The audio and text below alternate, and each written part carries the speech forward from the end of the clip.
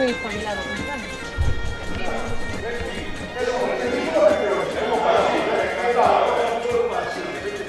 Mira, a menos de que están feitas. Que material? Estas actualmente son derivados do petróleo. Isto queimase, queima o mechero, queima o que era como se fora alquitrán. E antes, antiguamente, eran de vegetal, eran de algodón. Antes o algodón había que cuidalo moito, había que secalo, había que darlle, se daba así, cando estaban blanco, daba así unha cousa que chamaban casca, e pois daba así alquitrán, para que aguantaran. E aquí que faces esas amañades? Sí, aquí un aparello que rompe, pensa que engancha nas rocas ou nas pedras ou tal, ou engancha, pode enganchar tamén en calquer parte do barco, e rompense. E traese para aquí e embarcase outro aparello.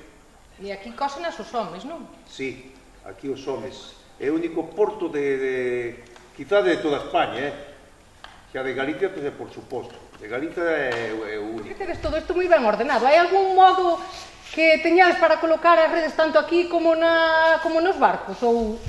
Se suele poñer o corcho dun lado e o plomo do outro, e a rede queda no medio. Claro, é máis fácil así despois para movelas, ou... Porque así é como sale para o mar. Sale o corcho por un lado, o barco suele ir facendo a circunferencia para un lado, e daquela o plomo vai caendo para o lado que vai a circunferencia e o corcho vai caendo para o outro lado. E cantos homes fan falta para bater a rede? Bueno, para lanzar, non sei como se chama. El largar solo alarga un, pero despois para metela no barco fan falta 6 homes, 8, depende. E o outro chamábase... O cerco, o xeito do cerco. Cales son as diferencias? Entón, o único que teñen en común é que os dous pescan sardiñas. O xeito é un arte tradicional autóctono de Galicia. É un arte moi selectivo tamén, pero é un arte manual, con pouca demanda de toneladas. Entón, o que pescaba o xeito era para o consumo fresco e zonas riberienses. O cerco, despois ben introducido polos catalás, que son os que ten o cerco. Eu actuei con Manolo de Villacampa e díxome que se pescaba tamén co cerco xurelo, cabala... Archobo, carte, sardiña... Moitas variedades de peixes.